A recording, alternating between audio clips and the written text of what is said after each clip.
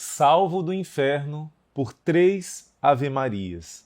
Salvo do inferno por 3 Ave-Marias. É isso mesmo, hoje eu quero contar para você a história, o testemunho mais marcante para mim de todo esse livro. Esse testemunho foi o que mais me impressionou, porque realmente é um extraordinário da misericórdia de Deus. Por 3 Ave-Marias, alguém que iria para o inferno eterno, para a perdição eterna, odiar para sempre a Deus, se tornou um grande santo, se tornou um homem de Deus, deu a vida pelo Evangelho de nosso Senhor Jesus Cristo. É esse poder que tem a Ave Maria rezada com constância, com perseverança.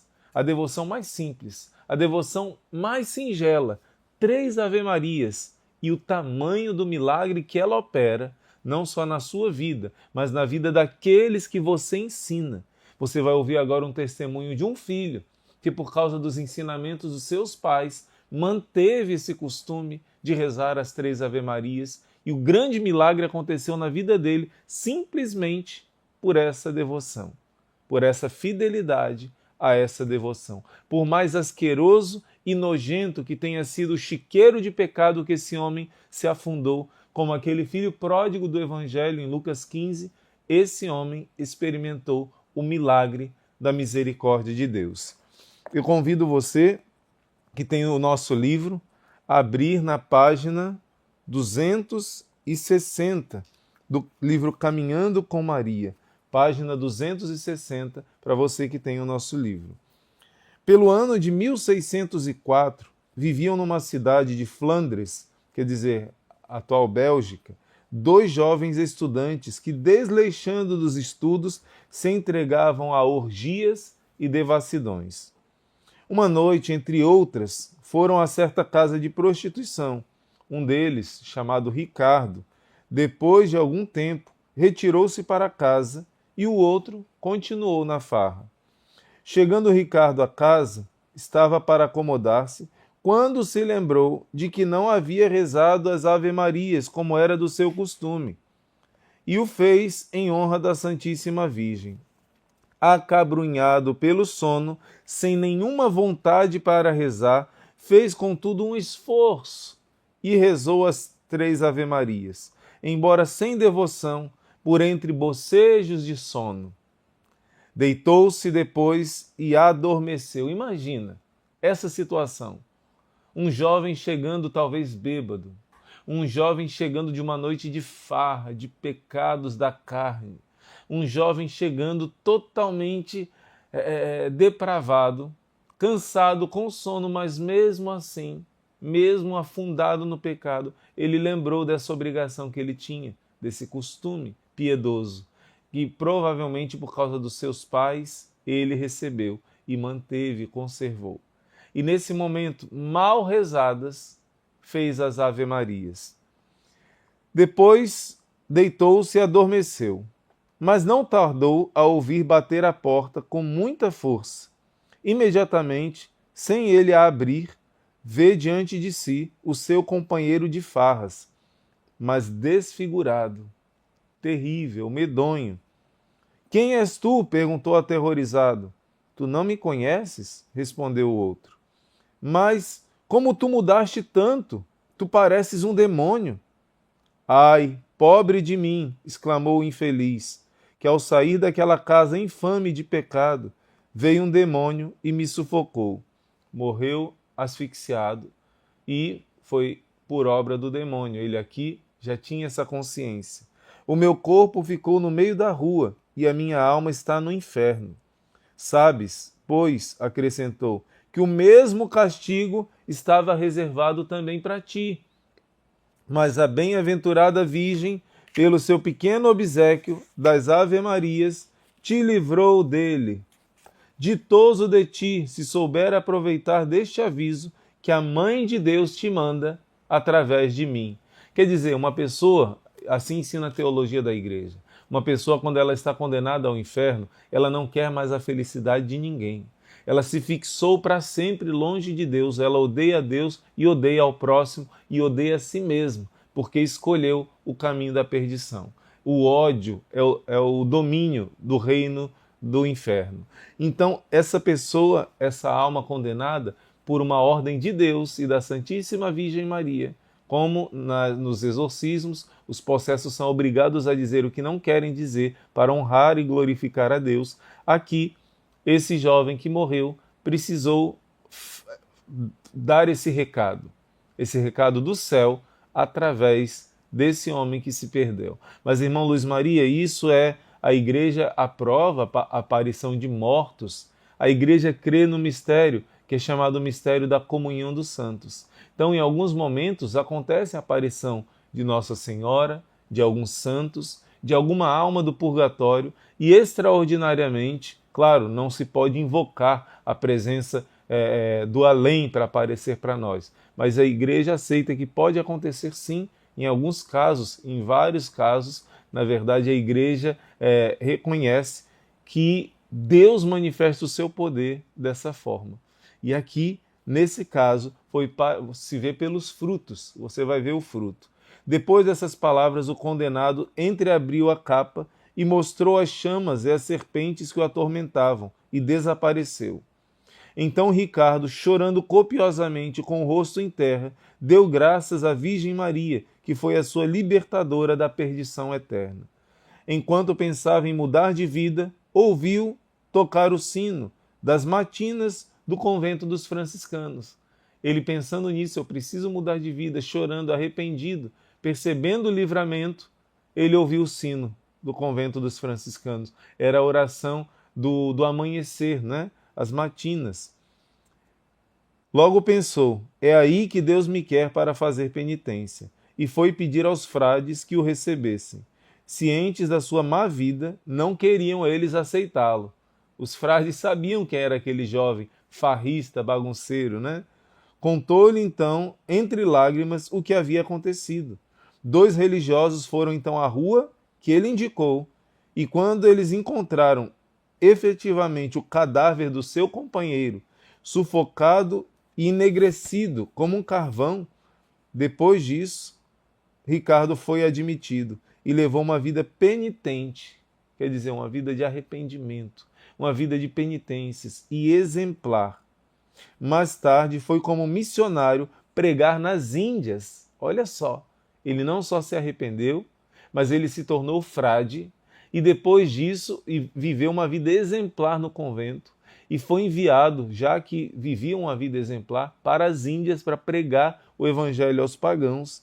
E em seguida no Japão, onde finalmente teve a graça de morrer mártir.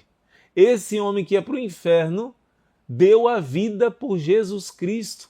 Olha, se tornou mártir, foi queimado vivo por amor de Jesus Cristo, igual Santa Joana d'Arc. Esse jovem morreu santo, morreu mártir. Você tem noção da diferença de quem ia queimar para sempre no inferno? Escolheu dar a vida por Jesus. Que diferença tremenda por causa de 3 Ave-Marias. Hoje está glorioso no céu intercedendo por mim e por você, para que a gente também alcance a salvação nossa e dos nossos filhos, porque ele rezava as 3 Ave-Marias. Deus está falando para você, filho, filha. Algumas devoções são mais difíceis. Algumas devoções, só algumas pessoas. Mas a devoção das 3 Ave-Marias são fáceis. É fácil. É para todo mundo rezar. Nossa Senhora quer que todo mundo reze essa oração. Nossa Senhora apareceu e revelou para Santa Matilde. Mas ela confirmou para Santa Gertrude como ela quer que as pessoas rezem essas 3 Ave-Marias e como ela estende sua proteção na vida, especialmente na hora da morte. É muito espetacular esse testemunho e eu quero ler para você uma mensagem que a própria Virgem Maria traz para nós. Em Fátima, Nossa Senhora disse para as 3 crianças que muita gente vai para o inferno porque não há quem reze e se sacrifique por essas almas. Muitos pecadores poderiam ser salvos se nós ensinássemos devoções tão simples como essa das 3 Ave-Marias. Antigamente, quem usasse o escapulário, eu uso esse escapulário grande, porque nosso Instituto Hesed é de espiritualidade carmelitana, mas o escapulário menorzinho, feito de lã ou feito em forma de medalha. Esse escapulário tem uma exigência de fazer orações próprias. Quem quer participar dos privilégios, das promessas do escapulário, vamos falar em outra formação sobre o escapulário, precisa rezar ao menos algumas orações. E as orações que hoje em dia são indicadas, o confessor pode indicar orações diferentes, mas principalmente são as 3 Ave-Marias. Então você une a devoção do escapulário com a devoção das 3 Ave-Marias. Imagina se você divulgasse mais para os seus filhos, para a sua família, fizesse só esse pedido. Use o escapulário e reze as 3 Ave-Marias toda noite antes de dormir. Muitas almas deixariam de ir para o inferno. Olha, isso é que Nossa Senhora vem confirmar na mensagem que ela traz através do Padre Gobi. Nossa Senhora deu várias mensagens em locução interior para este padre que já está no céu, Padre Gobi, naquele livro azul do Movimento Sacerdotal Mariano, que alguns cardeais já deram aprovação a esse livro e a esse movimento. E eu quero partilhar com você essa mensagem que Nossa Senhora dá no dia 13 de julho de 1980, aniversário da 3ª aparição de Fátima, justamente a aparição que ela mostrou o inferno, foi 13 de julho. E o título é A Obra da Corredenção. Vamos pegar novamente nosso óculos. Nossa Senhora vai pedir para que a gente se deixe formar por ela e que a gente se una a ela nessa obra materna para salvar os seus filhos, essa obra de corredenção. Jesus, Nossa Senhora explica, Jesus é o único Redentor. Jesus é o único, porque ele é o único mediador entre Deus e os homens. Porém, ele quis associar ao mistério da sua redenção, a sua obra redentora, todos aqueles que foram por ele redimidos. Quer dizer, todo batizado faz parte do corpo de Cristo. Todo batizado se une a Jesus na obra da salvação das almas. Por exemplo, Jesus precisaria que eu estivesse evangelizando? Não. Jesus precisaria que você rezasse pela salvação, conversão do seu filho? Não. Jesus precisaria disso? Ele operou toda a redenção, mas ele quis que essa redenção que ele alcançou no alto da cruz se estendesse a todas as almas através de cada batizado. Cada um de nós é cooperador, participante da obra da salvação. Deixa eu fazer um exemplo para você ficar mais fácil. Imagina que eu comprei para você o ingresso para você entrar no céu. É gratuito, é de graça. Eu comprei esse ingresso. Mas esse ingresso está aqui na mesa. Você precisa vir buscar. É a única exigência. Você não paga nada, é totalmente gratuito. Eu sofri todas as pendências, tudo que eu precisava fazer para conseguir comprar esse ingresso. E a muito custo eu trouxe esse ingresso, está aqui. Mas se você não vier buscar, você não vai entrar no céu. Você pode entrar, está aqui o ingresso, mas se você não vier buscar, não entra. Essa comparação quer dizer o quê? Jesus é o único que pagou o preço caríssimo pelo seu ingresso no céu. Jesus já pagou. Jesus pagou. Mas o preço dessa salvação é o sangue dele, que você recebe pelos sacramentos. É só vir receber. É só arrepender dos seus pecados. É só tomar posse do fruto tremendo dessa redenção que ele deixou na sua casa, na sua igreja. Mas aqueles que não querem essa salvação, que do único Salvador que já pagou o preço, aí entra a obra da corredenção. Você não pode salvar ninguém, mas você pode trazer alguém até o Salvador. Você pode trazer alguém até receber esse ingresso, que é o sangue de Jesus, quer dizer, através dos seus sacramentos. Então nós podemos levar as almas a... Como uma vez eu ouvi falar, achei muito bonita essa frase. O que é evangelizar? É quando um mendigo aponta para o outro mendigo. Olha, eu estava com fome e ali eu encontrei comida. Ali tem comida. Isso é evangelizar. E nós precisamos, São Paulo diz, ai de mim se eu não evangelizar. Nós precisamos gritar para o mundo inteiro. Ei, venha buscar a sua salvação. Você tem fome e sede de felicidade eterna. Não você está saciando, comendo a lavagem dos porcos, os prazeres dessa vida, mas na verdade a sua alma tem sede de uma felicidade plena. Eu vim para que todos tenham vida, disse Jesus, João 10:10. E vida plena, vida eterna, vida em abundância. Você não quer sua felicidade passageira terrena, você quer aqui a felicidade eterna. Venha buscar, venha receber o fruto do amor que se derramou todo na cruz por você. Esse é o nosso papel. Gritar ao mundo o amor de Deus, gritar o perdão de Jesus misericordioso para aqueles que estão no pecado e não querem ainda buscar esse ingresso. Então nós participamos.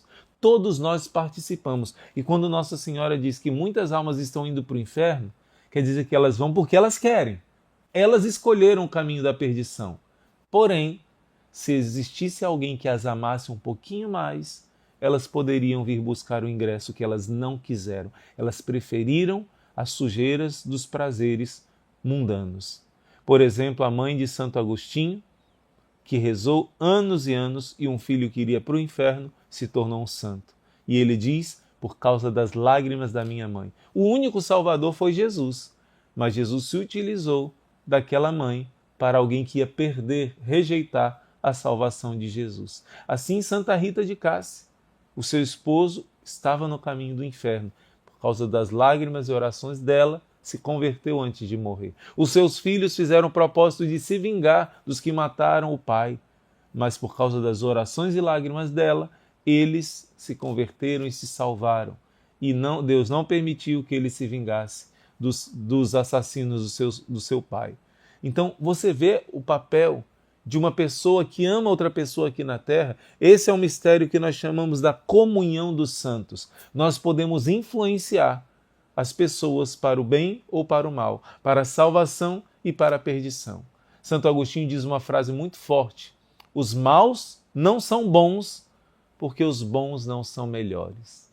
Anos depois, em Fátima, Nossa Senhora diz: muitas almas vão para o inferno porque não há quem reze e ofereça sacrifícios por ela.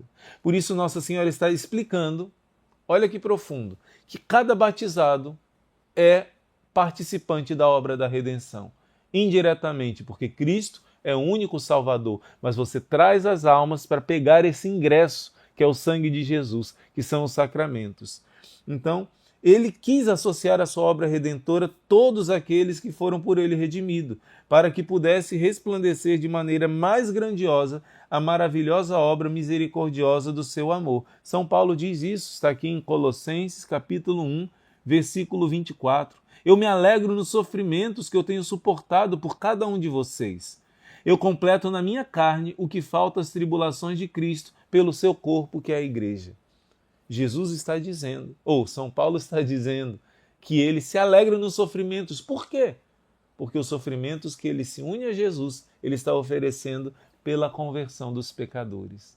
Ele está completando na sua carne o mistério da redenção. Ele está unindo na sua carne a paixão de Cristo para a salvação das almas. Isso é muito grandioso. Faltou alguma coisa na paixão de Cristo para salvar as almas? Não. Mas agora São Paulo se une ao sofrimento de Jesus para atrair as almas para essa salvação que já foi completamente alcançada. Entende isso?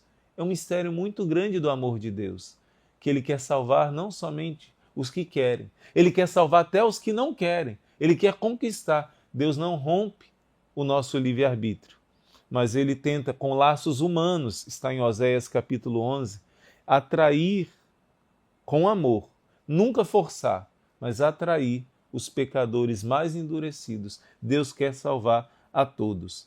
Portanto, vós que fostes remidos, podeis cooperar com ele na sua obra redentora. Ele em vós que estáis tão intimamente unidos, ao ponto de formar o seu próprio corpo místico, pode colher no vosso tempo o fruto daquilo que ele realizou uma vez por todas no Calvário. Eu vos sirvo de modelo perfeito nessa cooperação na obra redentora, realizada pelo meu filho. De fato, por ser mãe de Jesus, eu fui por ele intimamente associada à sua redenção, quer dizer, mais do que qualquer outra criatura. Ninguém completou na sua carne mais plenamente o que falta à paixão de Cristo do que a Virgem Maria. Ninguém ofereceu o sacrifício da sua vida mais plenamente do que ela. Porque se Abraão iria sacrificar o seu filho, e Deus disse que não precisava, esse papel foi de Deus Pai sacrificando o seu filho, mas também um papel humano de uma mãe que ofereceu o seu fruto em sacrifício. Como eu já disse em outras vezes, Eva roubou o fruto que não era dela, era de Deus, que era proibido para ela. Maria ofereceu o seu fruto, que era dela, seu filho, ofereceu a Deus para ser sacrificado. Então ninguém sofreu mais do que a Virgem Maria. Depois de Jesus, ninguém. No bispo da minha cidade de Niterói, no Rio de Janeiro, antigamente, Dom Carlos Alberto Navarro, que fez várias músicas lindas da igreja, não é? Ele dizia assim: Jesus assumiu o último lugar pela nossa salvação. A Kenos está lá em Filipenses. Ele desceu mais profundo. Ninguém desceu mais baixo que Jesus, no sentido de sofrimento, de rebaixamento, para nos salvar. Por isso ele foi elevado acima de todo nome. Mas, depois de Jesus, ninguém sofreu mais. Ninguém passou por maior humilhação e dores da alma como a Virgem Maria. E isso o nosso livro vai explicar com maestreza, com perfeição. Santo Afonso vai mostrar como ela participou das dores do seu filho. Então todo batizado é corredentor, mas mais do que qualquer um de nós, do que qualquer santo, quem participou intimamente dessa obra de redenção foi a sua mãe. A nossa mãe, a Santíssima Virgem Maria. A minha presença aos pés da cruz vos diz como meu filho quis unir perfeitamente, só ela teve essa união perfeita, perfeitamente, a mãe, toda a sua grande dor. O filho uniu a mãe à grande dor, no momento de sua paixão e de sua morte por vós. Se a cruz foi o seu patíbulo, a dor do meu coração imaculado foi como que o altar sobre o qual meu filho ofereceu ao Pai o sacrifício da nova e eterna aliança. Então, na medalha milagrosa de Nossa Senhora, você vê que foi feita pelo céu, não foi coisa da terra. Do jeito que apareceu, foi feita essa medalha. Ela tem um M, e dentro do M, o M sustenta como se fosse uma base, um pilar, sustenta o patíbulo da cruz, onde Jesus morreu. A cruz é sustentada pelo M de Maria. Então, a teologia da medalha milagrosa é algo profundíssimo, ela está explicando aqui. Deus usou a Virgem Maria para ser um apoio, um sustento. Lá no Gênesis diz que Eva deveria ser um apoio, uma coluna de sustento para Adão. E a nova Eva, na hora da redenção da humanidade, a primeira Eva foi coluna de perdição. Ela foi um apoio para Adão cometer o pecado. Mas agora não. A nova Eva foi um apoio para o novo Adão redimir o pecado. Ela sustentou, ajudou o seu filho amado a dar a sua vida até o fim, como está na passagem bíblica, se eu não me engano, 2 Macabeus capítulo 12, se eu não estou enganado, que fala da mãe que sustentou os seus filhos para darem a vida por Deus, para serem fiéis a Deus até o fim. Então, por ser mãe da igreja, fui por Jesus intimamente associada também à realização da sua redenção. Esta se exerce no correr da história, para oferecer a todos os homens a possibilidade de receberem a salvação que ele já alcançou no momento da sua imolação da cruz. Portanto, quanto mais numerosos forem os homens que consigam a salvação, tanto mais se realiza a obra-prima do seu divino amor. Quer dizer, ainda hoje Nossa Senhora continua cooperando nessa obra de redenção. Por isso ela aparece, por isso ela intercede. O céu não está parado, o céu está ativo, lutando pela salvação dos seres humanos aqui nessa terra. Minha missão é auxiliar por todos os modos todos os meus filhos a conseguirem a salvação. Ainda hoje, eu continuo a cooperar de modo particularíssimo na redenção feita por meu filho Jesus. A todos se tornará manifesta a minha função de mãe corredentora. Nossa Senhora usa esse título, que o Papa João Paulo II também usa, que Santo Afonso também usa, que muitos santos usam, mas que às vezes teologicamente não é tão fácil de explicar. Por isso nessa mensagem ela mesma está dizendo que a corredenção dela não obscurece, não diminui a redenção única de Cristo. Jesus é o único Salvador. Ele pagou sozinho, ele pagou nossa salvação. Mas toda a igreja coopera para que as almas se aproximem dessa salvação. Então, de modo secundário, todos nós cooperamos, por exemplo, para a salvação dos homens. Por exemplo, Jesus deu a vida por Santo Agostinho, mas se não fosse o sacrifício da sua mãe Mônica, ele iria para o inferno. Mas como Jesus não deu a vida por ele, pagou o ingresso por ele, ele não queria pegar o ingresso. Ele foi convencido pelo Espírito Santo, claro, mas através das lágrimas da sua mãe, do sacrifício da vida entregue de sua mãe. Então, muitas almas vão para o inferno se não houver os cooperadores. Todo batizado é corredentor. A sua penitência, o seu rosário, a sua insistência em rezar perseverantemente salva muitos da sua família e outros que você só no céu vai descobrir. Isso é grandioso e Nossa Senhora diz, sou eu que organizo toda essa obra, que atrai os meus filhos para essa obra de salvação. Eu quero exercer essa missão através de vós, meus filhos, através de vós. Então, para realizar essa obra de redenção, ela precisa de nós. Eu vos conduzo pelo caminho da cruz, da entrega, da renúncia, como os pastorinhos. Nossa Senhora ensinou os pastorinhos a salvar almas. Se você nunca leu as aparições de Fátima, meu Deus, não tem uma devoção vazia, aguada das aparições de Fátima. Leia mesmo, porque é lindo. Nossa Senhora ensinou 3 crianças a serem santas e a salvarem uma multidão de almas, a se unirem a Jesus na obra da redenção. Essa é a hora da minha ação silenciosa para salvar as almas. Quando essa minha ação for consumada, aparecerá para toda a igreja a grandeza do plano de amor que eu estou realizando. Agora tornou-se mais do que nunca necessária e urgente a minha misericordiosa obra de corredenção. Por todos será reconhecida a obra que me foi confiada pela Santíssima Trindade. Eu poderei então exercer plenamente o meu grande poder. Olha só, para que a vitória do meu filho possa resplandecer por toda parte. Nossa Senhora está dizendo que a igreja inteira vai reconhecer essa missão dela como corredentora. Então, isso é algo muito profundo, filho, muito profundo, filha, que aqui Santo Afonso vai, através desse livro magnífico, nos explicar, aprofundar sobre essa obra da corredenção. Maria, corredentora com Cristo, está na página 267.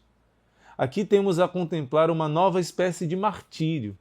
Trata-se de uma mãe condenada a ver diante dos seus olhos morrer no meio dos bárbaros tormentos um filho inocente e direitíssimo. João 19:25 estava junto à cruz de Jesus, a sua mãe. É desnecessário dizer outra coisa do martírio de Maria. Com isso, quer dizer São João Evangelista, contemplai essa mãe junto da cruz, ao lado do seu filho moribundo, e vede se a dor semelhante à sua dor.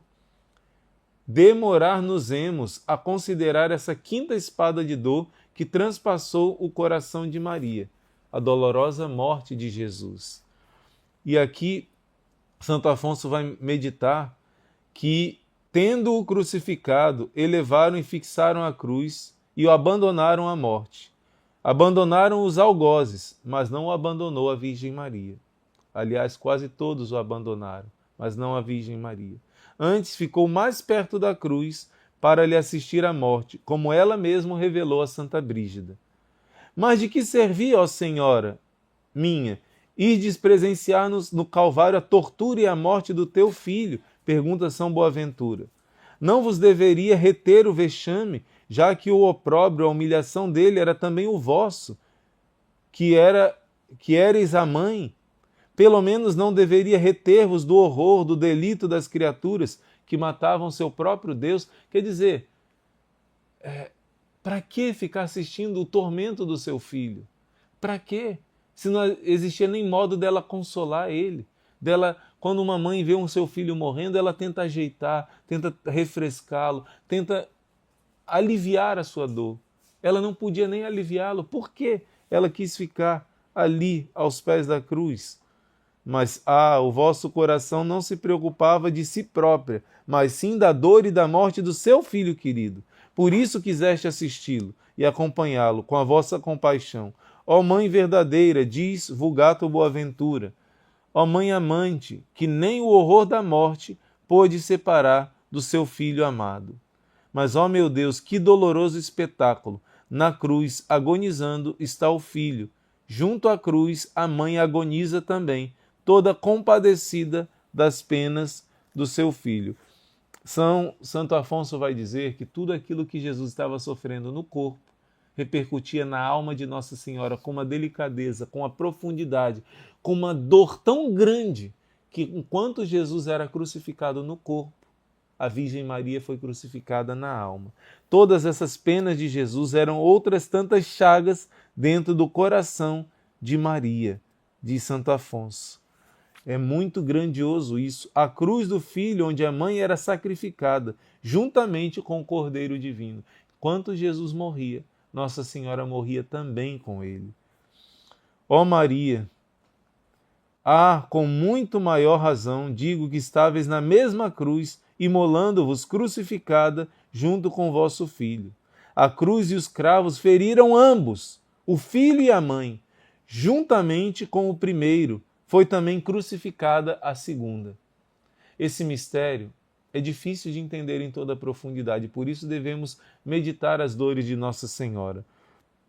O Filho sacrificava o corpo, diz São Bernardino.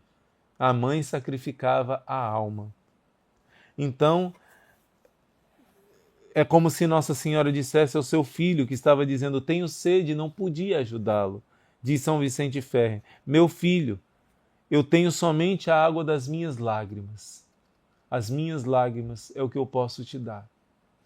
Olha só, então toda essa meditação vai falar de quanto Nossa Senhora sofreu junto com Jesus. A plenitude das dores do coração de Maria derramou-se como uma torrente no coração de Jesus. Sim, Jesus sofria ao ver sua mãe sofrer. Jesus sofria mais pela dor da Virgem Maria ao vê-lo sofrer do que suas próprias dores. Junto à cruz estava a mãe, silenciosa, de tanta dor, vivia morrendo sem poder morrer. O nosso livro está explicando, o Santo Afonso está explicando, que isso não diminuiu, foi um apoio de amor, mas Jesus amava tanto sua mãe, que vê-la sofrer junto com ele o que ela estava sofrendo, foi uma grande dor para ele. Mas Deus Pai quis que o novo Adão e a nova Eva estivessem juntos. Tenta imaginar a cena. Quando Jesus passa no caminho do Calvário, antes de ser pregado na cruz. E naquele momento, a quarta estação da Via Sacra, que Jesus encontra o olhar da sua mãe. Os dois se encontram, silenciosamente, sem dizer nada. É como se os dois dissessem um amém a Deus Pai ali. Dissessem, pela salvação das almas que nós oferecemos toda essa dor. Nós não nos revoltamos contra o Pai. Nós não nos revoltamos, não queremos reclamar. Nós oferecemos tudo em amor. Ele olhava nos olhos dela e ela olhava nos olhos dele. E os dois se uniram numa oferta de amor. Você já experimentou isso num momento difícil em que você e seu esposo, sua esposa, ou uma pessoa muito querida, só pelo olhar, vocês entenderam o que estava acontecendo e passaram junto um momento de prova? Pois bem, mais do que qualquer pessoa que se ame, Jesus e Maria se uniram na dor pelo bem dos seus filhos, o novo Adão e a nova Eva.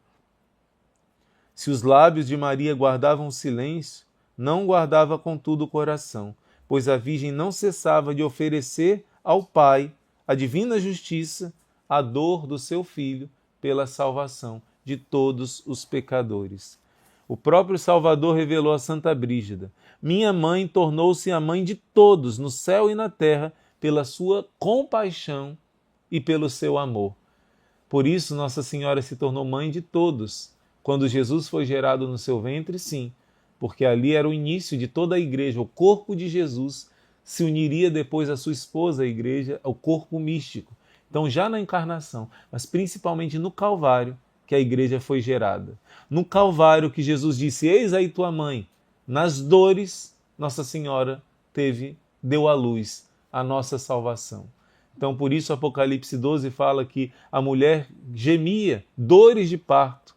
Nossa Senhora não sentiu dores de parto para Jesus nascer, mas para outro Jesus nascer, que somos nós. Eis aí o teu filho, quer dizer, eis aí o teu Jesus. Do alto da cruz, Jesus disse que nós somos filhos dela. Esse parto foi doloroso. Foi no meio do Calvário que Nossa Senhora nos gerou. E ela disse isso também a Santa Brígida. Começou desde então, Senhora, a exercer para conosco esse ofício de mãe amada. Maria, entre a cruz do filho e do bom ladrão, suas preces converteu e salvou esse último, diz São Pedro Damião. Olha que bonito, entre a cruz de Jesus e a cruz do bom ladrão, né, estava no meio a Virgem Maria. Então ela se tornou mãe, era mãe de um, mas Jesus disse, eis aí tua mãe, se tornou mãe não só de João Evangelista, mas mãe do pecador, representado pelo ladrão. Ali ela intercedeu e alcançou a salvação para aquele pecador. E eu quero terminar lendo para você um testemunho. Antes, deixa eu ler João Paulo II. João Paulo II afirmou assim: Maria, enquanto concebida e nascida sem mancha do pecado, participou de forma admirável nos sofrimentos do seu divino Filho, a fim de ser corredentora da humanidade.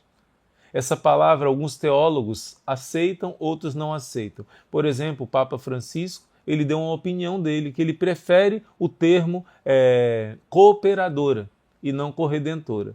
Já João Paulo II preferiu usar corredentora, Santo Afonso também, e nessa mensagem de Nossa Senhora também ela usa corredentora. É algo só para ser aprofundado teologicamente, como Nossa Senhora mesmo aqui explicou. Jesus, claro, é o único Salvador, mas ela é a cooperadora por excelência e pode receber esse nome de corredentora, né? É muito profundo. E eu quero contar para você como as dores de Nossa Senhora são canal de salvação. E eu termino com esse exemplo que está na página 273. No dia 20 de abril de 1906, no Colégio dos Jesuítas, na cidade de Quito, lá no Equador. Quito é muito especial, tem muitos milagres. 20 alunos tinham feito uma devoção na igreja e dirigiram-se à sala de estudo, onde ficaram conversando com o padre Alberti e o prefeito do colégio, porque era hora do recreio. 4 dos menores, que na véspera tinham feito a primeira comunhão, falavam entre si sobre esse grande acontecimento. Nossa, nós recebemos o corpo e o sangue do Senhor. E todos os alunos tinham feito uma devoção às dores de Nossa Senhora. De repente, o mais novinho, de nome João, fixou os olhos no quadro de Nossa Senhora das Dores, que se achava na parede da sala, e exclamou: olhem como Nossa Senhora está abrindo e fechando os olhos! E chamou os padres, os alunos, para verem o milagre. Todos, especialmente o prefeito, responderam: deixa disso, isso é só imaginação. Mas quando vieram a afastar o menino dali, tornaram eles mesmos testemunha do milagre, que continuou cerca de 15 minutos. Muito impressionado, o prefeito voltou para os alunos à igreja, onde rezaram um terço em ação de graças. O quadro é uma magnífica pintura de óleo representando Nossa Senhora com o coração transpassado por 7 espadas de dor. A expressão do rosto é muito comovente, muito bondosa. Por 20 vezes se repetiu o fato maravilhoso e milagroso. Na segunda vez, todos os alunos estiveram presentes e rezaram o terço. E quando na ladainha de Nossa Senhora chegou a invocação Consoladora dos aflitos, todos exclamaram: olha, ela está movendo novamente os olhos. E os sinos começaram a tocar sozinhos. O vigário capitular abriu o interrogatório muito cuidadoso e 6 semanas depois ordenou a solene transladação do quadro para a igreja. 30.000 pessoas acompanharam a procissão e muitos incrédulos se converteram. Um homem que zombava do milagre, ele mesmo viu a imagem mover os olhos e disse: meu Deus, é verdade, ela move os olhos, eu quero me converter e me tornar católico. E tornou-se um católico muito zeloso. Gente, que história tremenda, atestada por milhares de pessoas, confirmada minuciosamente. A cidade toda estava muito agitada, em véspera de motins sangrentos, estavam em tempo de guerra. Mas todos fizeram uma novena a Nossa Senhora das Dores e logo se restabeleceu a completa paz e harmonia. A cidade estava para ter uma guerra. Por causa desse sinal, todos rezaram a Nossa Senhora das Dores e a guerra cessou. No dia 6 de julho, fez a sua solene entrada o novo arcebispo, Dom Frederico Gonçalves, e teve também a consolação de presenciar ainda por 3 vezes o milagre. O novo arcebispo viu esse milagre. Mesmo o presidente da República foi ver o quadro de Nossa Senhora e olhou com ar de tristeza e censura. Nossa Senhora o olhou com ar de tristeza e censura, como que lembrando da sua falta de religiosidade. A última aparição aconteceu no final de julho. Quando a imagem movia os olhos, parecia que as cores do quadro empalideciam e só o rosto de Nossa Senhora sobressaía, ora triste e chorosa, ora com um amável sorriso.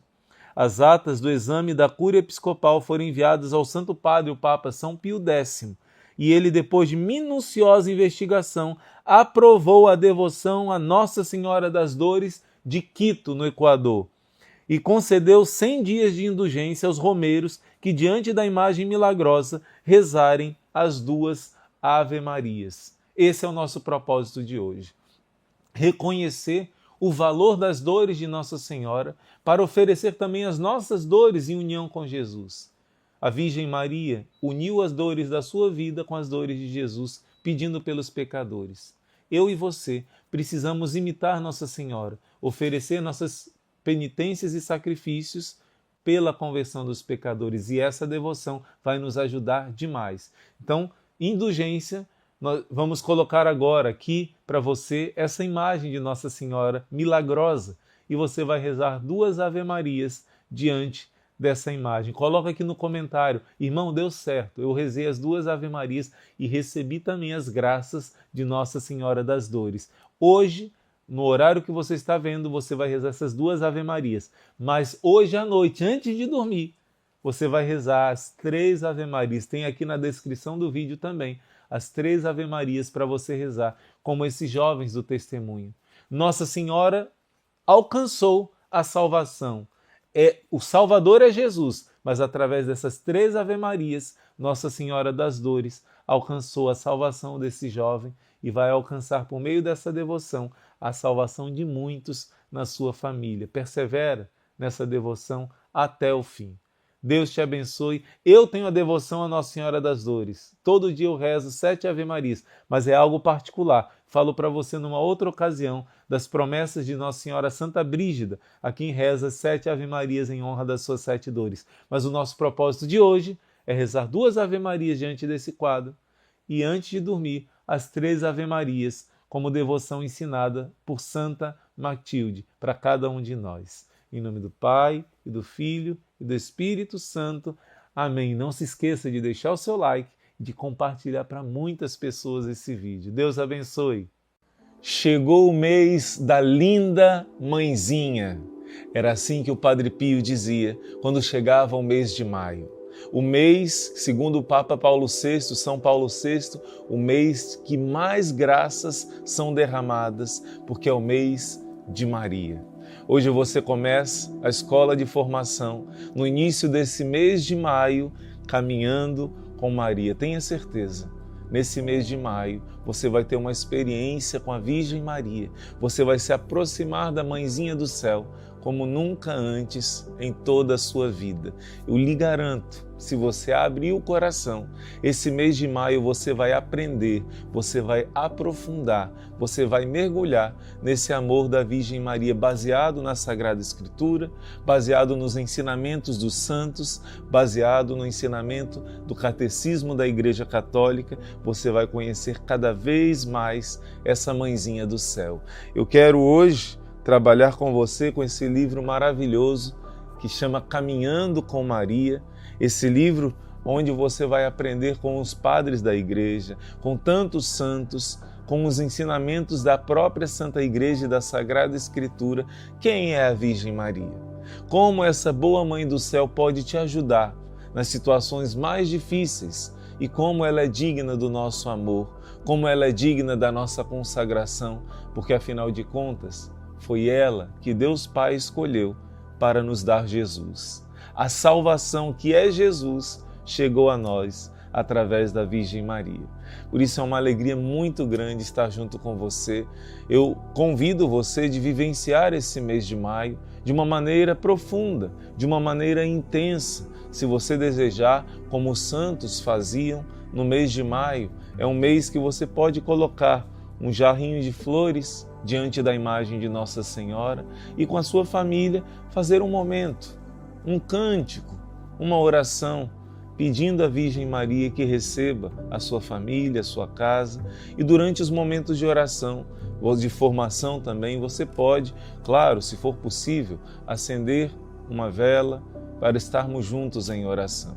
Eu sei que muitos ouvem essa formação indo para o trabalho, dirigindo, fazendo algum trabalho manual, mas tenha certeza, por você abrir o seu coração e você está aqui ouvindo porque você decidiu abrir o seu coração para a Virgem Maria entrar na sua casa, para que ela entronize Jesus na sua casa, e onde a Virgem Maria chegar, o inimigo não vai aguentar.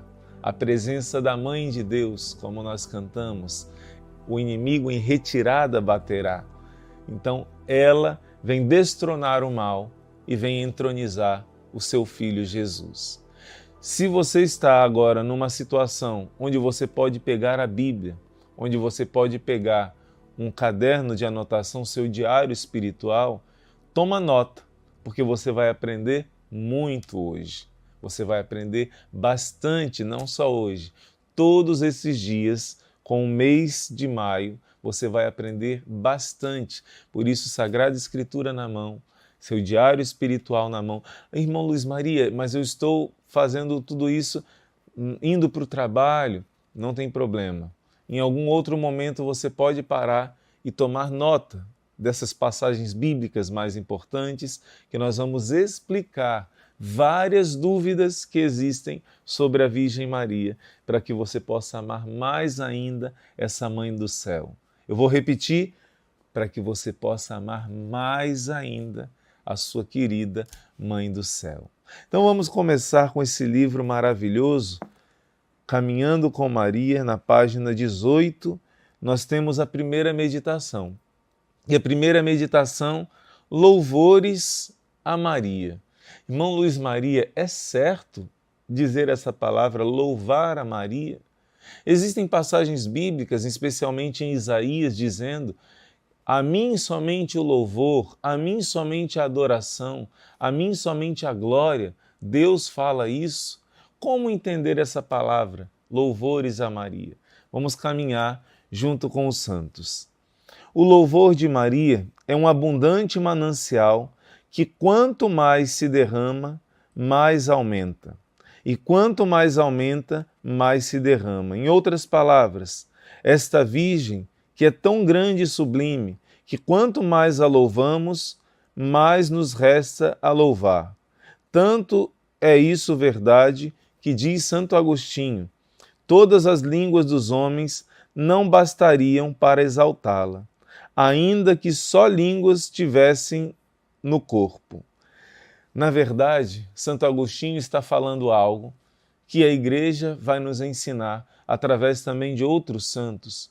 São Boaventura vai dizer: Deus, que é todo-poderoso, ele poderia criar um mundo mais perfeito, mas ele não poderia criar uma criatura mais perfeita que a Virgem Maria.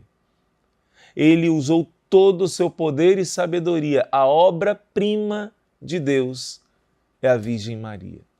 Imagina, São João 23, Papa, também ele diz o seguinte: assim como Deus, Maria Santíssima, não poderia gerar, afinal ela se tornou mãe de Deus. Como assim, irmão Luiz Maria? Mãe de Deus? No momento em que Deus se faz carne, Deus escolheu ter uma mãe. Não é que ela fez Deus existir, não. O Verbo se fez carne. Deus, a segunda pessoa da Trindade, desceu e se tornou, como Jesus dizia, o Filho do Homem. Várias passagens da Sagrada Escritura, Jesus vai dizer: o Filho do Homem vai sofrer, o Filho do Homem vai passar por isso. Quando virdes o Filho do Homem vindo sobre as nuvens, por que Jesus usou essa palavra? Porque Filho do Homem significa filho de Adão, literalmente. Ele que era Deus e continua sendo Deus, se tornou filho de Adão. Ele que não tinha uma mãe terrena, se tornou um ser humano, se tornou verdadeiro filho de Maria. Por isso, assim como Maria não podia gerar nada maior do que o próprio Deus, diz São João 23, Deus não poderia criar uma criatura mais perfeita do que a Virgem Maria. Deus como que usou toda a sua plenitude e sabedoria, como um grande artista, por exemplo, Leonardo da Vinci. Alguns dizem que tal obra, Mona Lisa ou outra obra, seria a obra-prima deste homem. E quando você vê a obra tão perfeita, tão bem feita, tão inteligente, de um belo artista, de um bom artista, você quando elogia aquela obra, você está dizendo que quem é bom é o artista que fez. Você está dizendo que quem é perfeito é aquele que fez essa perfeição. Como nós cantamos em uma bela canção, perfeito é quem te criou. Se o Criador te coroou, nós te coroamos, ó Mãe. Está lá em Apocalipse, está lá em Cântico dos Cânticos, a esposa do rei, que é coroada, que é rainha. Então, hoje nós vamos caminhar com esse mistério da grandeza que Deus colocou na Virgem Maria. Deus fez dela o depósito, aonde Ele coloca toda a sua riqueza. A propagação da devoção a Maria é de muita importância para cada um de nós e para o povo. Convencer-nos-ão dessa verdade as palavras de sábios doutores. É recomendável ouvi-las. Na frase de São Boaventura, tem o paraíso seguro todos os que anunciam as glórias de Maria. Você deve estar se perguntando, irmão Luiz Maria, o senhor ainda não respondeu. Aonde na Sagrada Escritura que diz que nós podemos louvar a Virgem Maria? O senhor está lendo para nós a vida dos santos, o senhor está lendo para nós frases de grandiosos santos da igreja, mas existem pessoas que me contradizem e com essas pessoas eu não posso usar as frases dos santos, porque essas pessoas não acreditam nos santos. Então preciso usar passagens da Sagrada Escritura. Sabe o que você está fazendo? Exatamente o que São Boaventura está dizendo aqui. Você quer dizer para outras pessoas como a mãe de Jesus é importante. Você quer propagar a devoção da Virgem Maria. Por isso que você está aqui. Por isso que você quer aprender. E se você fizer isso, São Boaventura está dizendo, aqueles que divulgam a devoção à Virgem Maria estão garantindo um lugar no coração de Jesus. Porque quem ama o próprio Jesus, na verdade a própria carta de São João vai dizer, quem ama aquele que é gerado, ama aquele que o gerou. Quem ama aquele que o gerou, ama aquele que é gerado. Não é? Eu pensei agora de improviso essa passagem, não, mas mesmo assim eu vou procurar para você. Primeira carta de São João, olha aqui, vale a pena a gente dar uma olhada nessa passagem bíblica. Primeira carta de São João, ele vai dizer que se alguém ama o Filho, ama o Pai. E se alguém ama o Pai, ama o Filho. Olha só.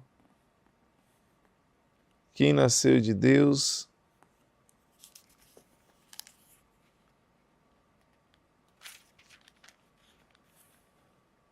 vamos ver se eu acho com facilidade.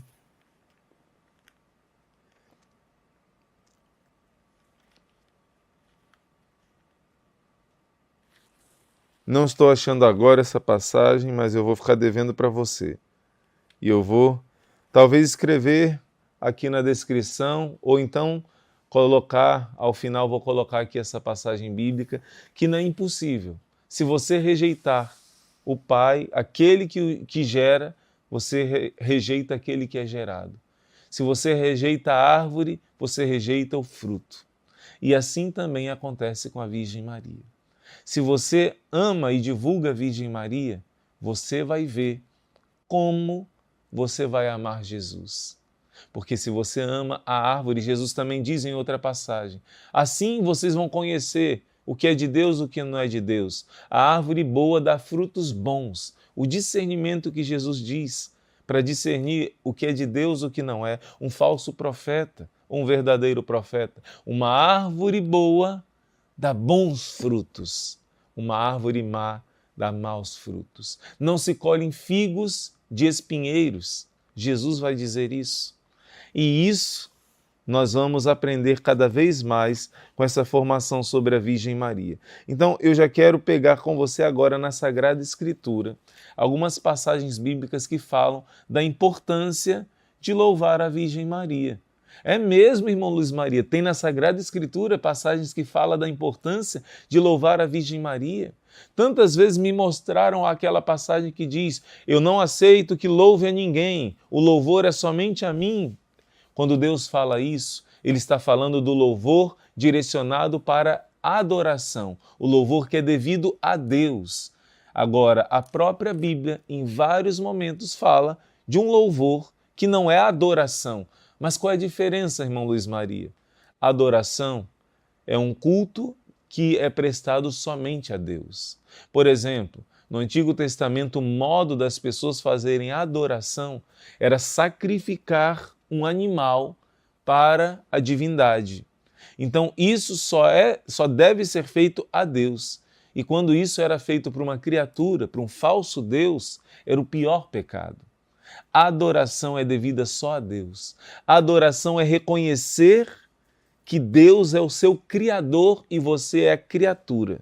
Ele existe por toda a eternidade e você veio do nada.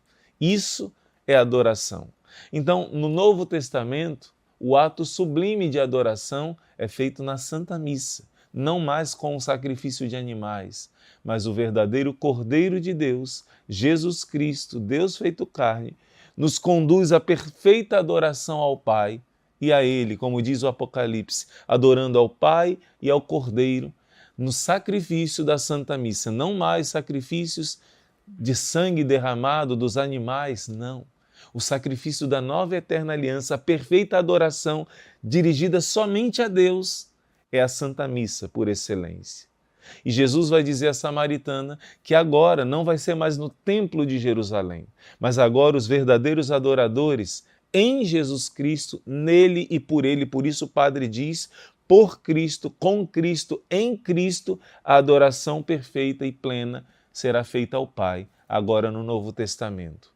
Agora, o louvor, que significa elogiar, que significa engrandecer, que significa valorizar, você pode fazer com seu pai, com sua mãe, com seu amigo. Irmão Luiz Maria, o senhor está confundindo as coisas. Não estou, não. Por exemplo, na primeira carta de São Paulo aos Coríntios, capítulo 11, São Paulo vai dizer assim: não tendes porventura casa onde comer e beber? Ou desprezais a igreja de Deus? Ou envergonhais aqueles que nada têm? Que vos direi? São Paulo está corrigindo pessoas que vão para a igreja, vão para a casa de Deus, e na hora de prestar o culto de adoração a Deus, que é a Eucaristia, você pode ler com calma, primeira carta aos Coríntios, capítulo 11, versículo 22.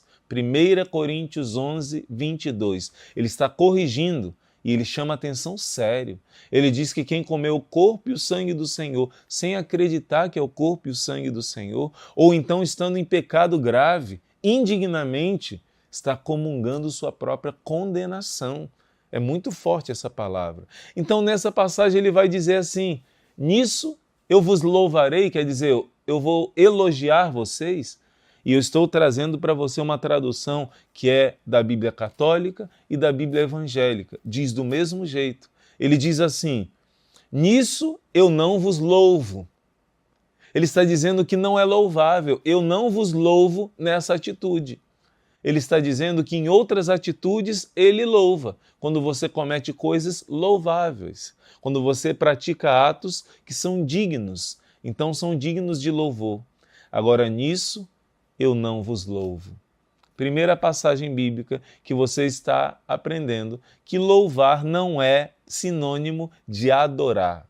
Um louvor dado a Deus é um louvor de adoração. Somente a Deus nós adoramos. Somente a Deus nós dizemos: tu és o meu Criador, eu sou a tua criatura. Somente a Ele nós oferecemos o sacrifício da nossa vida unido a Cristo Jesus. E a segunda pessoa da Trindade, Jesus Cristo, também nós prestamos o culto de adoração.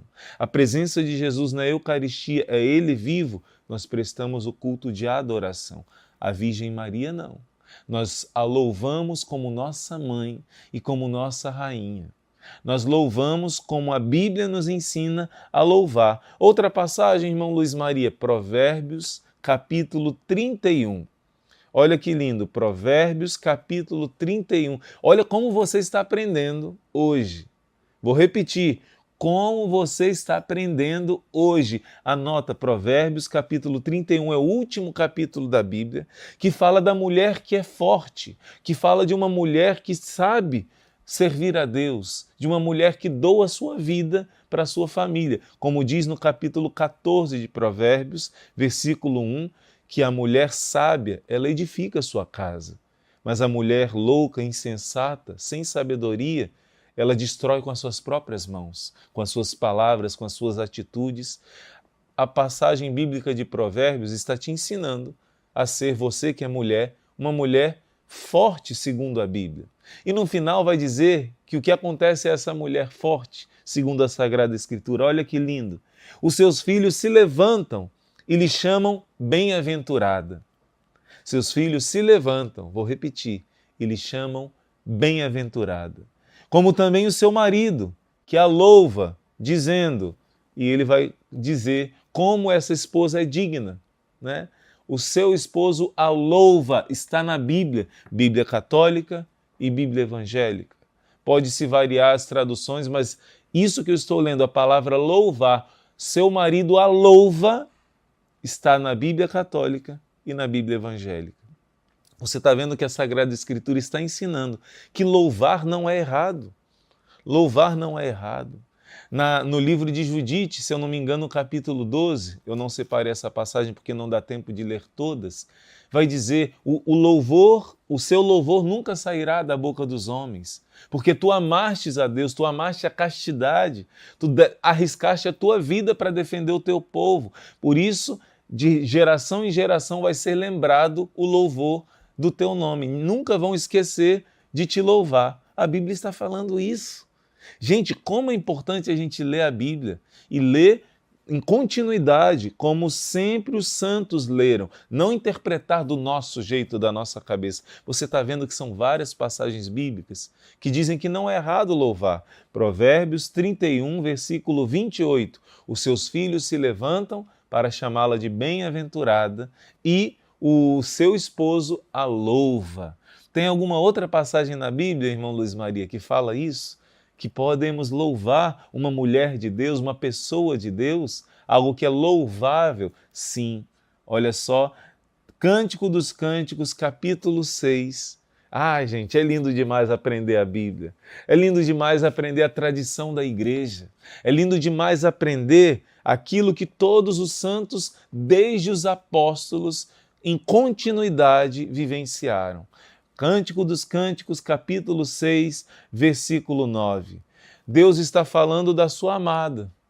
O Cântico dos Cânticos é um livro que mostra o amor de um homem e uma mulher, que é uma alegoria. Sempre na Bíblia existe essa alegoria. A partir do profeta Oséias, vai aprofundar esse mistério. Deus vai comparar o amor que ele criou de um homem e de uma mulher. É uma comparação, é pequenino comparado com o amor dele pela sua esposa, que é a igreja. Dele pelo seu povo, que é o povo escolhido.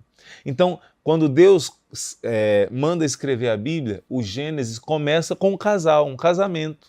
E o livro do Apocalipse termina com um casamento.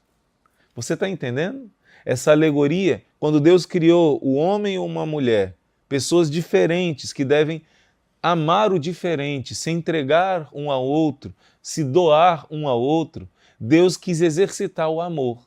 Então o amor aqui na linha horizontal é um exercício para você aprender a amar o próprio amor, que é na linha vertical. Deus criou a esponsalidade do homem e da mulher para exercitar a esponsalidade da nossa alma com Deus, para aprendermos a amar, sair de nós mesmos e amar, porque Deus é amor. Então, o Cântico dos Cânticos, como diz também em Efésios capítulo 5, este sinal é grande, o homem deixará seu pai e sua mãe para se unir à sua mulher, faz referência a Cristo e à igreja. Quer dizer, São Paulo está explicando, é um sinal, o casamento de um homem e de uma mulher, um sinal de algo mais profundo, que é o amor de Cristo pelo amor da igreja. E o Cântico dos Cânticos, na leitura cristã, tem esse entendimento. Um amor humano, ele aponta para algo muito mais alto, que é o amor divino. Então, no Cântico dos Cânticos está falando da alma amada por Deus. Cada alma é chamada a ser alma esposa de Deus, é chamada a se unir a Deus, de ser um só coração com o Senhor, como diz São Paulo. Então, quando fala aqui, uma porém é uma pomba, uma minha perfeita. Ela é a única da sua mãe, predileta daquela que a deu à luz. Está dizendo que a amada é uma pessoa muito especial. Está dizendo que a amada é alguém escolhida, eleita. Assim, cada alma é diante de Deus.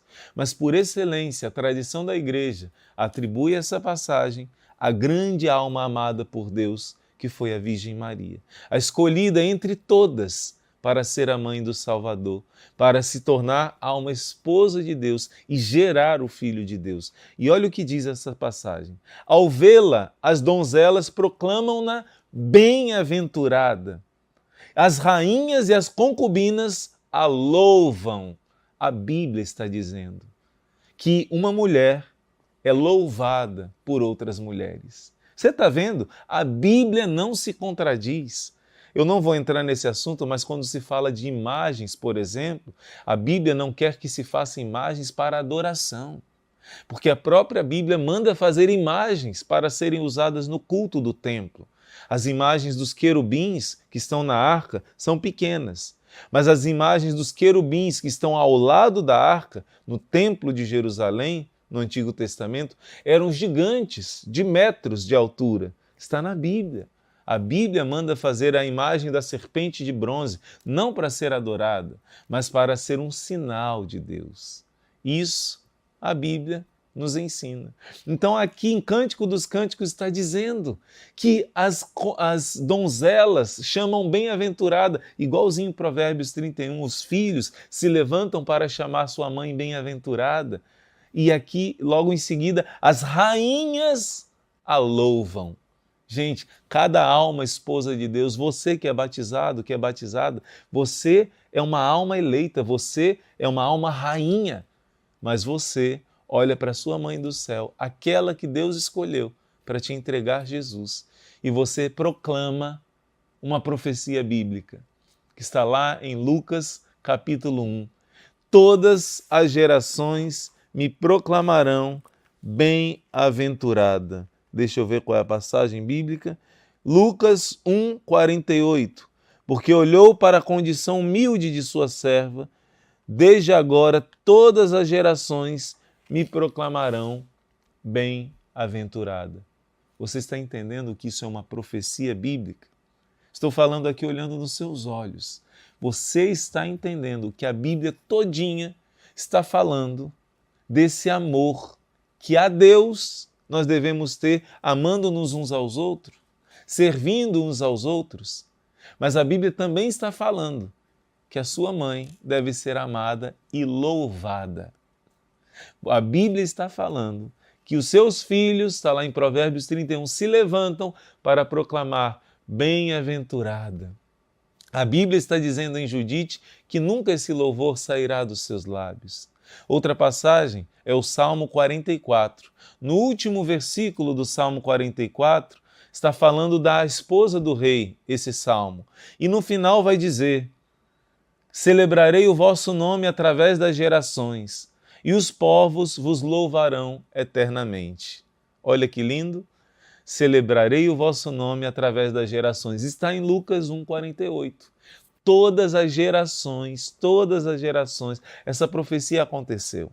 Essa passagem está dizendo, ordenando, todas as gerações devem proclamar que a Virgem Maria é bem-aventurada. E o nosso livro Caminhando com Maria está trazendo para você essa promessa. Quem divulga a devoção, essa verdade que eu estou falando para você, baseado na Bíblia, baseado na Sagrada Escritura, são outras passagens também. Na Bíblia está lá em Juízes, falando de Jael. Jael é uma mulher que é louvada pela Sagrada Escritura também. E diz que ela é a bem-aventurada entre as mulheres, prefigurando a Virgem Maria. Quando a Virgem Maria visita Isabel, Isabel não dá um grito, a Bíblia diz que ela dá um grande grito, louvando a Virgem Maria. Bendita és tu entre todas as mulheres. Na língua de Nossa Senhora, essa palavra significa que ela é a mais bendita do que todas. Mais bendita. Bendita entre as mulheres, em hebraico ou aramaico, significa que entre todas você é a mais bendita de todas, a mais bendita. Mas, irmão, lá em Juízes não fala isso de Jael? Não. Fala de Jael, mas que ela é essa personagem bíblica que defendeu o povo de Deus. Ela não era do povo de Deus, era uma nômade, né, de um povo vizinho a Israel.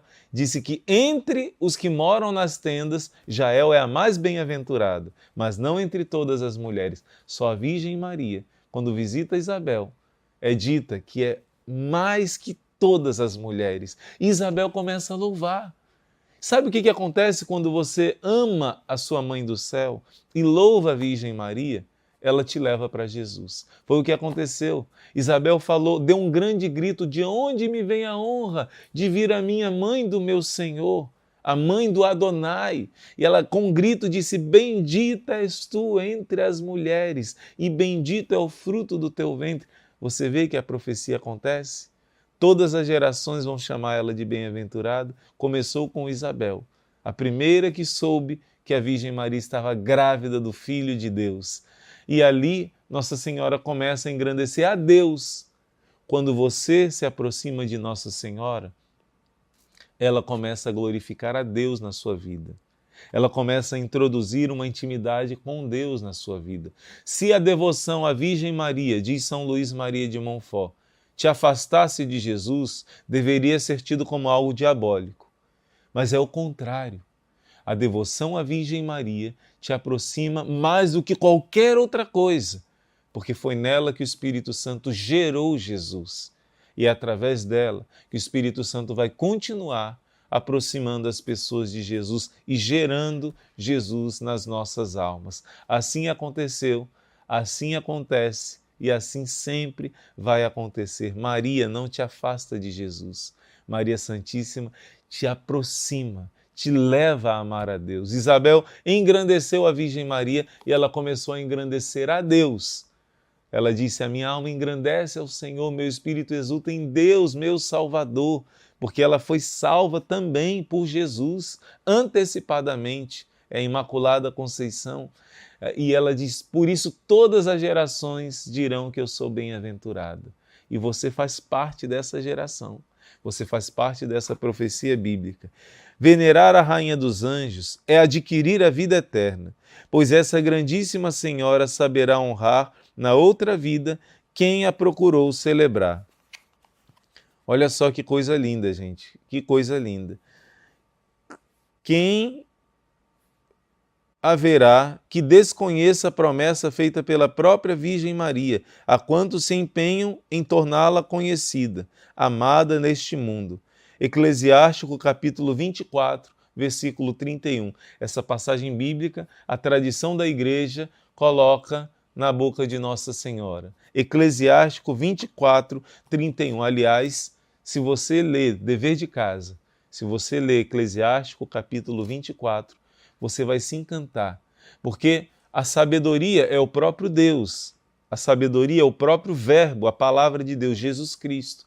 Mas Nossa Senhora não é a sabedoria de Deus, ela é a obra-prima da sabedoria de Deus, como eu dizia no início. Então, quando você ler Provérbios capítulo 8, Eclesiástico capítulo 24, Sabedoria capítulo 6, 7 e 8 e 9 também, você vai ver um mistério falando da obra-prima de Deus. Claro, em primeiro lugar, da sabedoria do Pai, que é Jesus. Mas você vai ver que a tradição da igreja aplica essas passagens. Baruque, versículo 4, né? Capítulo 4. Que mais? Jó, capítulo 28. São passagens que falam da sabedoria de Deus.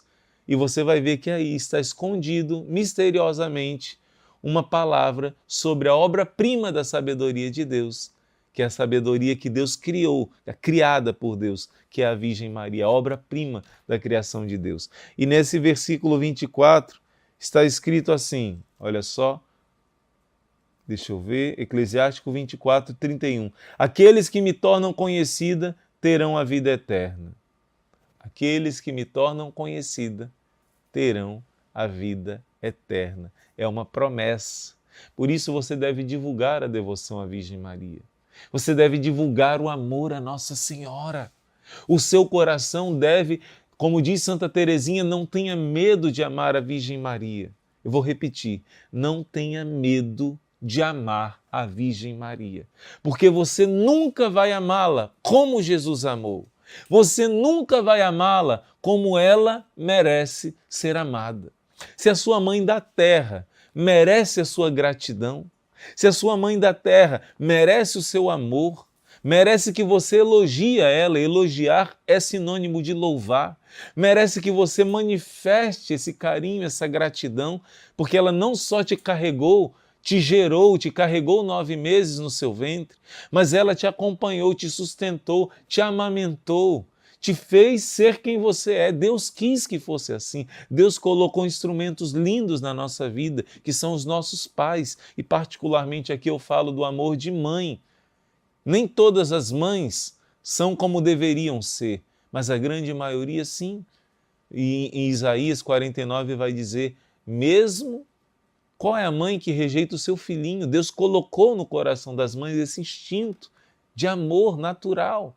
Mas ele diz, ainda que uma mãe deixe de amar, eu não deixarei nunca de te amar. Ainda que a sua mãe não tenha sido uma mãe perfeita, não tenha sido uma presença como você gostaria talvez, Deus te deu uma mãe do céu. E se você deve gratidão para sua mãe da terra, se você deve amor à sua mãe da terra, quanto mais aquela que aos pés da cruz te gerou para Cristo Jesus, que aos pés da cruz fez o sacrifício que Abraão não precisou fazer, de entregar o seu filho para sofrer pela nossa salvação.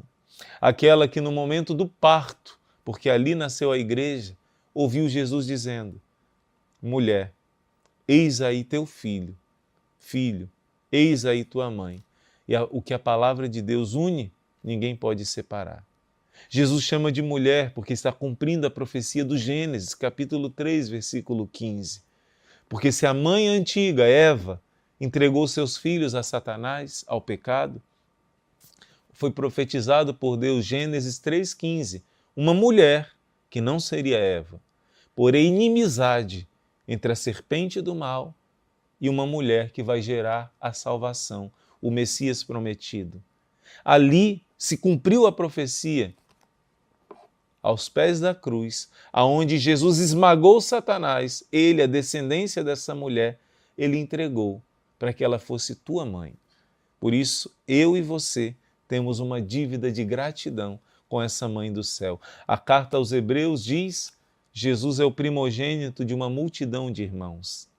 A carta aos Romanos, capítulo 8, diz, ele é o primogênito, o primeiro filho gerado de uma multidão de irmãos. Ele é a cabeça e nós somos o corpo.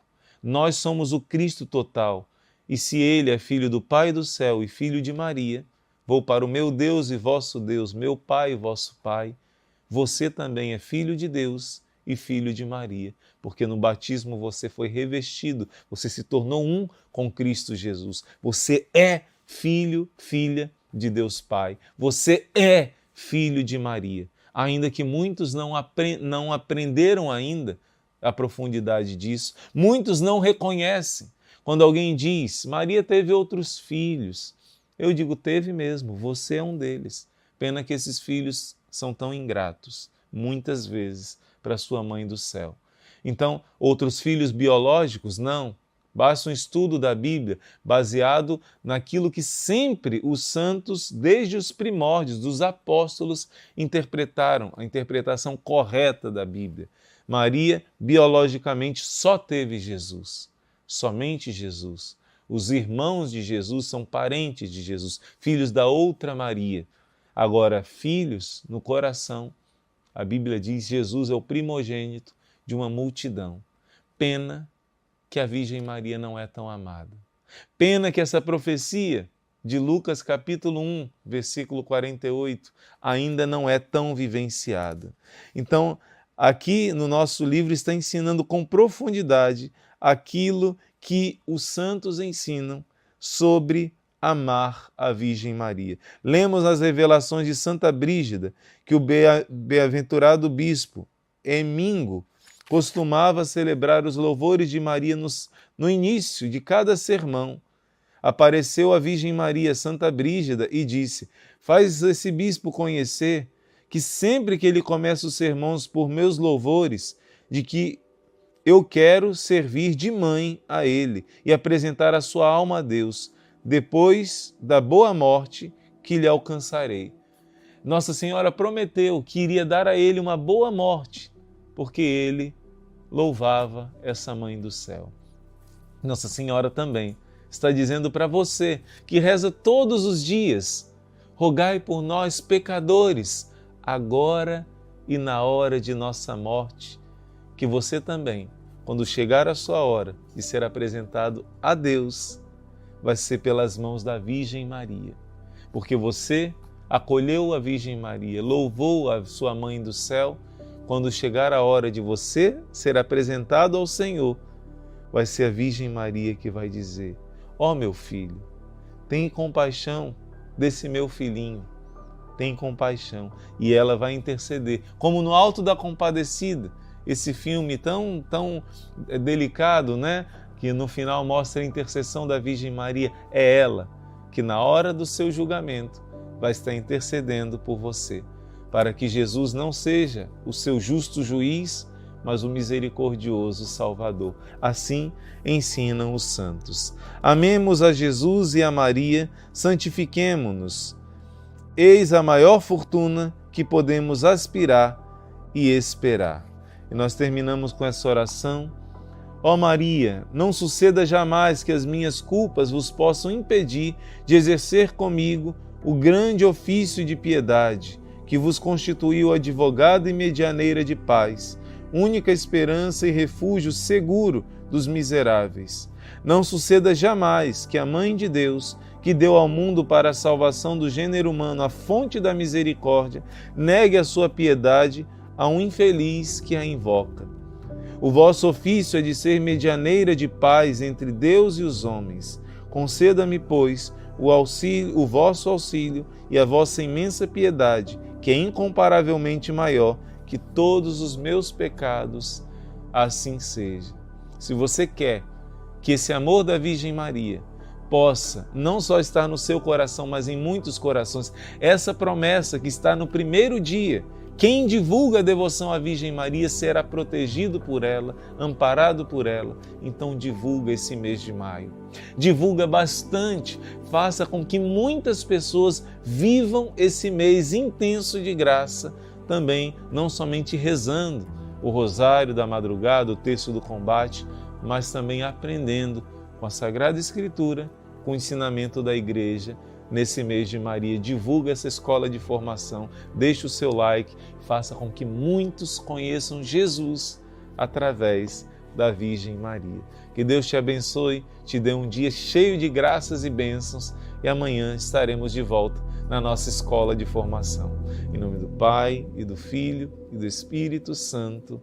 Amém.